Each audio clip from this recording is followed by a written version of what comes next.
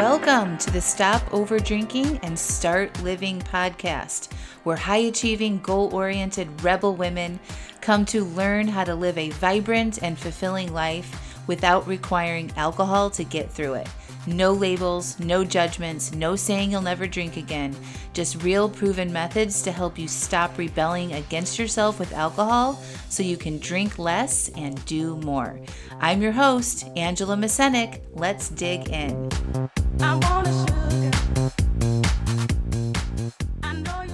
Welcome to episode 360. Are you living to avoid discomfort, or are you living to feel alive? Well, hello. Welcome to December 2025. December 2025. How was your year? Just so you know, it's not quite over yet, and we can still finish very strong. And if you hadn't achieved your goals about where you want to be with alcohol or other things, do not give up, because so much can happen at the end of the year. And so I want you to fight for yourselves. All right. We've got 3 more weeks and lots of 24-hour periods where you can honor yourself, show up for yourself, and have a lot of growth. So that's what I'm saying for my end of the year message.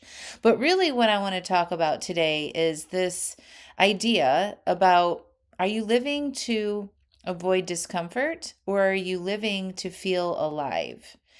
And I kind of define alive as this vibrancy and this aliveness, and I feel connected to things, and I get excited about things, and I'm happy at times, but also I'm feeling all of my feelings, and I'm not numbing or escaping anything, and I'm looking at my emotions and my challenges in my life head on and navigating that with a clear mind.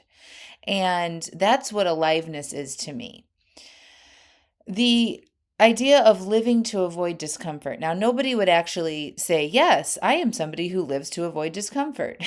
But you might notice some trends. And I've just been reflecting on this because I've been having some conversations with my parents, and things have come up in their, elderly years. And I'm just like, interesting. You're doing that to avoid discomfort. You're doing that because you don't want to be uncomfortable. Doing that to be uncomfortable. And it just had me thinking about their lives and, compared to my life now and how I've lived my life without numbing, without escaping, without every decision coming into thinking, is that going to make me uncomfortable or not? And I honestly don't think that they are conscious of that. I don't think that they're walking around being like, okay, I'm making a decision today. Is this going to make me uncomfortable or not? It's just their default setting. It's just that over time, they've kind of shrunken down their ability to be uncomfortable. And that goes with a long history of drinking alcohol. It's no secret that I come from that history in my immediate family. And I don't want that for you, because everybody's getting older, including me. And I think that we have so much life left. Like, it's the end of the year, there's a month left. There's so many years left in your life that you could feel really amazing and vibrant in this aliveness that I'm talking about. And so I want to just check in with you and see if you can track towards this idea of, are you making unconscious or even conscious decisions in your life that generally track towards avoiding discomfort and not wanting to be uncomfortable? Or are you choosing more adventurous stuff? Or are you choosing a little bit more risky things? Are you choosing things that might make you uncomfortable, but there's growth on the other side of it, or an adventure on the other side of it? Okay, so, sometimes it looks like in my own family, like they might not invite that family member over, or they would avoid a family situation because it might cause tension, or somebody might be uncomfortable, or maybe they're not scheduling a surgery or a procedure because the recovery will be painful, or maybe there's no traveling or anything longer than like a 30-minute car ride because being on a plane or driving too far is going to be uncomfortable, or being around a bunch of people sounds miserable, or not going out to dinner after 4 p.m. because you won't be comfortable not drinking because you got to drive home. Okay. Does any of that land with you guys? So everything, these sort of day-to-day activities, or even bigger things like a trip or a family event, everything becomes about whether they're comfortable or not. And if you're not looking at this stuff, right, those little decisions, it's just like, yeah, I'm protecting my peace, right? And it might look innocent enough. But when you build your life around avoiding that discomfort, your world starts to shrink. And I call this your lens of your life. Like I'm using my hand. So, like, like a telescope, I'm making it go really, really small. Your world and your lens starts to shrink. It gets smaller and smaller and smaller until eventually you realize you're not really living. You're just managing. You're just getting through, right? You're managing your environment. You're just getting through things. There's not a lot of new things going on, right? And we think that comfort equals peace. And there are some times at the cost of your own mental health that you shouldn't do things. And that's not what I'm talking about here, okay? I'm really now going to get into like the cost of comfort. Comfort can actually become a cage in your own life. You stop saying yes to things that might stretch you, might give you a new perspective, right? You stop traveling, you stop meeting new people, you stop trying new things, you stop having goals to achieve, you stop letting yourself be seen, okay? And so you avoid conflict. Maybe it's an internal conflict or an internal discomfort, but by doing that, you're also avoiding connection or new friendships or new ways to think about things, right? So you might be avoiding failure, but you're also avoiding growth. You avoid discomfort, but you're also avoiding that really high excitement and joy that lights you up after you do something challenging, right? And when your world gets small, it starts to feel dull and flat and predictable. And that's where that sort of hamster wheel mentality comes on. And that's when so many of us start to numb. And alcohol becomes a tool we use to actually make that small life feel tolerable. And again, most people aren't conscious of this.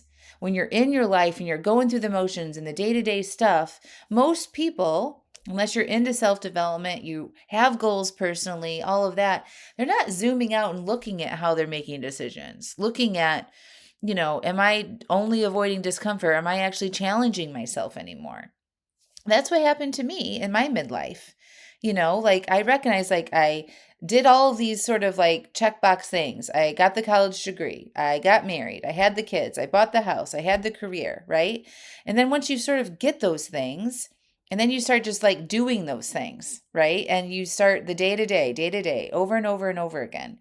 And you forget that you can actually still have goals and you can still like go after things in your life and improve on things, right?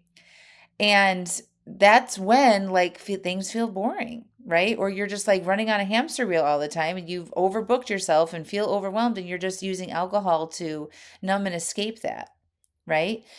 And so if you zoom out and look at it, if you look at like this past year, have you been making decisions to protect yourself from feeling uncomfortable? And that has left you feeling like your life is kind of boring? Or are you constantly pushing yourself and saying yes to things, even though it's uncomfortable? Like, I'm inviting you all to join me in Lisbon, Portugal for a Magic House retreat. And a lot of you are signing up for that, which is amazing. And there's some of you that think that you can't fly on an airplane that long. You couldn't possibly sit on an airplane for 5.5 to 6 hours. That would be way too uncomfortable for you. Or you can't, like you and your partner haven't been to Europe together, so you can't possibly go to Europe by yourself. So many of you guys think that, which isn't true, by the way. And so we don't want to be uncomfortable with making those decisions. And so we don't. And then we don't get to experience the magic house or these new way of being and meeting new people and having new experiences that can literally change your life, right? And that's just one example. So when you notice that your life has been tracking, or maybe more recently, tracking towards, I don't want to do that because it would be hard. That's when things are predictable and flat, and that's when a lot of us start to numb. And we use alcohol to be that tool to give us a little dose of excitement or some energy or connection, but really it's all very false, right? Those are false feelings that alcohol gives us. And when you're living to avoid discomfort, alcohol then becomes that shortcut. You feel anxious, have a drink. Feel bored, have a drink. You feel restless, lonely, disappointed, have a drink. It's like hitting a mute button. on your emotions. It's more like a dull button, right? It gives you that temporary sense of aliveness, like something's different at the end of the day than what it was at the regular part of the day, right? Might get a little warmth, your mind shuts down a little bit, it might get a little sparkle, you might loosen up. But literally that's like artificial. It's like counterfeit. It's like artificial sugar, right? It's just not real aliveness. Because when it wears off, now you're even shrinking even smaller, right? The walls close in a little bit tighter. And deep down, especially the day after, you are meant for something more. And you just can't put your finger on it. You just can't feel it anymore, right? It's just like something is off. Something isn't mapping. Something isn't matching, right? And that's how I felt at the very beginning of my journey here too. It's just like I'm doing these things and it's not connecting. It's not, I'm doing all the things that society told me to do and family and culture and all of that. And it still doesn't feel good, right? And so I would drink to get that I thought it was more interesting. I thought, it was more fun, all of that stuff. But once you take the alcohol away, you get to see what is your life, and then maybe you can have an opportunity to fix it and then start saying yes to things that actually invoke that aliveness, that energy inside of you that makes you want to go after things differently or more, or take bigger risk, or go on more adventures, or try something new, right? So really coming back around to it, that's what I mean when I say over drinking. Often I say this all the time. Over drinking really isn't about the alcohol. It's about that what's underneath it. Is there dullness there? Is your life too small to hold your full self? Like, are you holding yourself back with that? And drinking becomes the only way to feel some sort of flicker of excitement or escape. And I got into that trap after I had kids because I did feel like my world was small and I was holding on to something that, was make me feel a little bit more interesting or a little bit more lively. But really, that was sort of like an error thought. It just like that was a belief that wasn't really true. I just thought that alcohol was doing that for me. And really what it was doing, it was just holding me back, right? Had I not figured that out with alcohol, I would not be here today. I would not be leading international retreats. I would not be setting up a retreat center of my own in Lisbon, Portugal. Hello. None of the things that I've done in the past 8 years would have happened because I would have been stuck there and probably had a way worse drinking problem than I did 8 years ago. Okay. So when I stopped drinking or worked on it, and that was never my goal to beginning, right? It was just to cut back, but I did take a long-term break in the very beginning to get really clear on some stuff and like really work on my stuff. I had to relearn what discomfort actually felt like. I didn't even know what that meant. I didn't. I didn't know anything about feelings or emotions. You know, I told people I would describe myself as somebody who likes excitement and takes risks and likes to keep things interesting. But really, that only meant because I drank everywhere and everything was centered around drinking. I like to party. And, middle-aged women who do that are more interesting than middle-aged women who don't. Okay. So I had to really learn this stuff. And it was awkward and it was raw and it was very humbling, but it was also very real. I got in touch with my real self and I started feeling again. I describe it as like in the Twilight movie series when the main character Bella becomes a vampire and she's running through the forest and everything comes online in Technicolor. Like she can see all of these layers of colors and details and the nature and the trees and the birds and wildlife. And it was just like, wow, she became alive. That's how I felt. I call it like coming back online again, right? I started being more present in conversations and hearing people and listening and holding space for other people's emotions. I started traveling and creating and saying yes to things that scared me, like starting my own business and investing a lot of money that I didn't have into doing that, right? And like taking risks because I expanded my discomfort, right? I didn't choose anything based on how it would make me, if I was going to be uncomfortable or not, because I knew through coaching that in order to have growth in your life, you have to be willing to be uncomfortable. And I'm like, okay, I can work with that, right? And knowing that I wasn't going to die, this was a choice I was making. It wasn't being done to me. It was a choice that I was making to have that Technicolor life on the other side. And really, being alive doesn't mean being comfortable.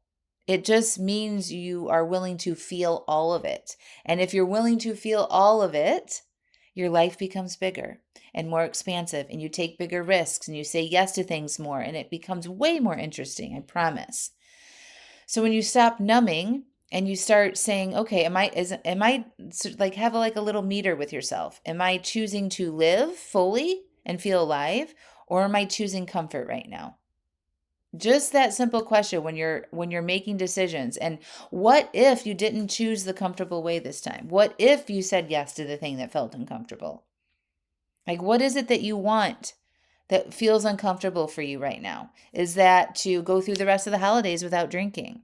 Is that to say yes to coming on a trip at the Magic House? Is it saying yes to getting coached by me if you're in one of my coaching programs? Is it having a vulnerable conversation with somebody that needs to happen instead of swallowing your feelings and avoiding? Yeah? So, what are those things for you? And if you can say yes to those things and practice, you know that you're not going to die because you're just going to have an emotional experience. That's it. And then you'll become stronger.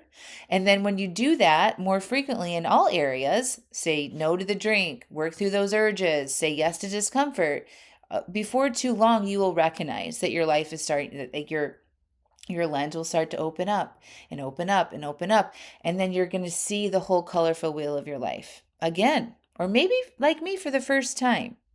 And then you're going to start taking risks again. You're just going to start dreaming again. And then you're going to start to trust yourself that you can handle whatever comes your way because you're not numbing or escaping selective things.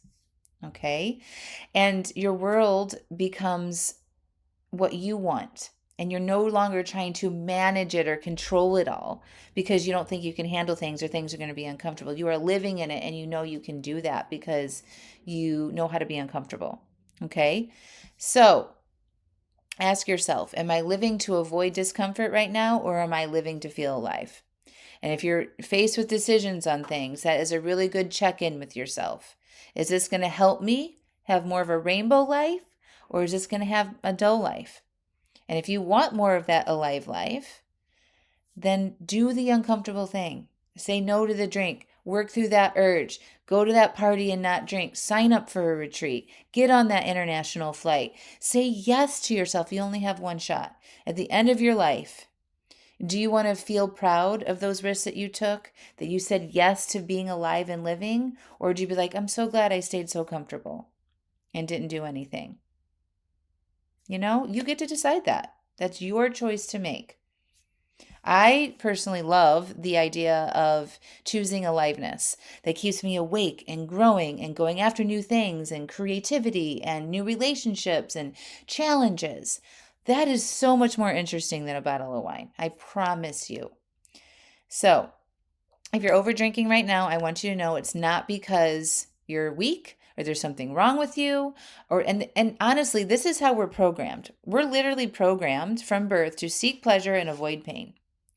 And so sometimes that just gets away with us, gets away from us, right? So now knowing that you actually can interrupt that programming and choose to be uncomfortable on purpose, that's where the fun happens.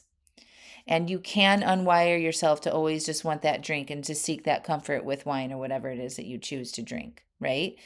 And that means being conscious of doing the uncomfortable thing. And I can help you do that. That's exactly what I love helping people do.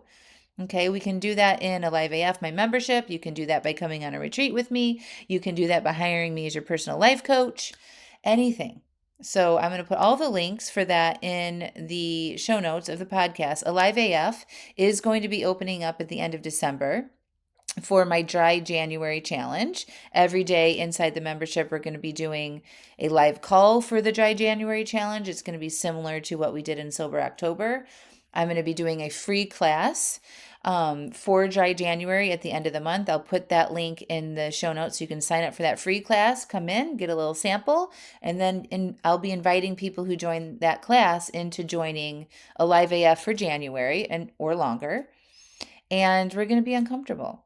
And we're going to celebrate that. And we're going to have fun with it. Like we can do it in a way that's not all discomfort, right? So you are uncomfortable for a little bit, you get stronger with that, and then you celebrate. And then you just keep stacking that on top of each other. And then before too long, you're like, oh my gosh, I'm over it. This is not uncomfortable anymore to not drink or to drink significantly less or to have a difficult conversation. Like I know how to do those things. And then when you have that confidence, then you're like, oh, what else could I do? Maybe I could go on that 5.5 hour flight to Lisbon with Angela at the Magic House. Or maybe I could do something else. Or maybe I could start a business. Or maybe I could write a book. Or maybe I could run a marathon. Right? We got to get the drinking out of the way first because that's clouding you. That's keeping your life and your lens small. Right? I believe in you. Choose aliveness. It's way more fun and exciting, I promise. Okay, my friends, we will talk to you next week. Enjoy December. Stay strong and finish this year out feeling proud and like you can do this. I believe in you. Bye for now.